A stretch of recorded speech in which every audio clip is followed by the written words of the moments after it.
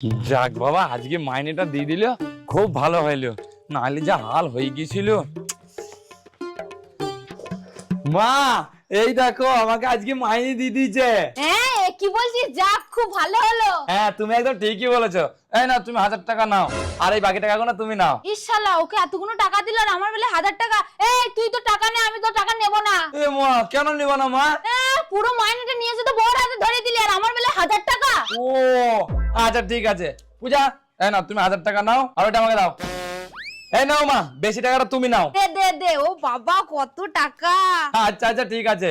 এখানে পুরো 15,000 টাকা আছে, এখান থেকে 5,000 টাকা গাড়ির কিস্তি যাবে, পূজাকে দিয়ে দাও। আচ্ছা আচ্ছা, ওকে দিয়ে দিচ্ছি। এই নে।